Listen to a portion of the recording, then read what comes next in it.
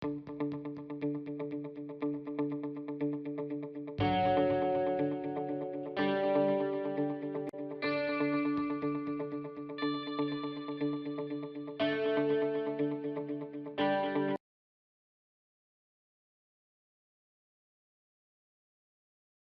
other hand, Sri R.K. Ojha, learned counsel appearing on behalf of respondent number 6, submitted that the petitioners herein did not challenge the order of District Inspector of Schools dated 13/1/2012 recognizing the elections dated 9/8/2009, in which Madan Lal Verma was elected as manager.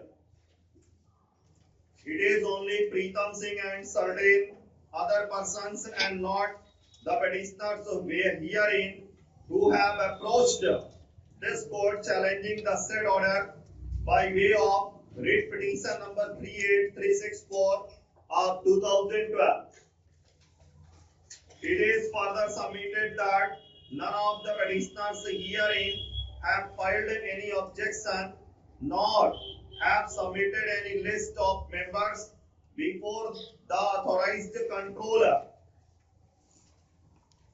It is further contended that under the impugned order of the regional level committee, petitioners number 2 to 5 have not been recognized as members of the general body, and as such they have no locus to file the present writ petition.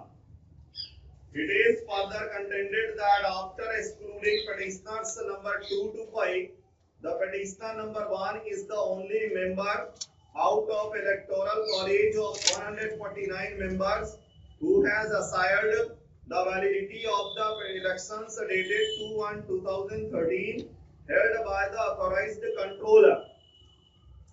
In view of it, this writ petition at this instance is not maintainable.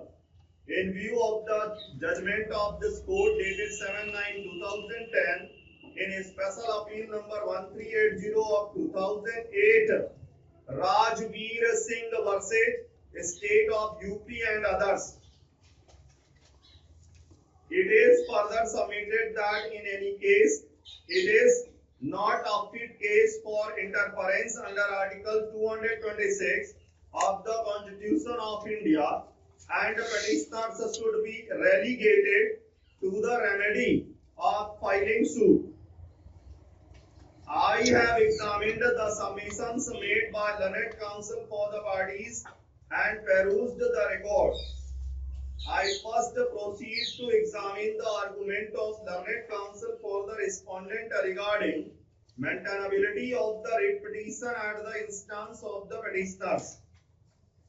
This court, while deciding the dispute relating to validity of the order of the District Inspector of Schools dated 13/1/2012, approving the elections held on 9/8/2009, had held that there is inconsistency between bylaws of the society and the scheme of administration, and in view of clause 24 of the scheme of administration, the provisions thereof will prevail. It was held that only persons enrolled as members of the general body under the scheme of administration would be entitled to participate in the elections. The relevant finding in this regard is reproduced below. Having heard learned counsel on this issue, reference be had to clause 24 of the approved scheme of administration, which categorically states that in the event of any inconsistency between the provisions of the scheme of administration and the bylaws of the parent society, the provisions of the scheme of administration will prevail. In the opinion of the court, the elections of the committee of management will therefore be held under the scheme of administration and from amongst the members of the general body, as enrolled under the scheme of administration.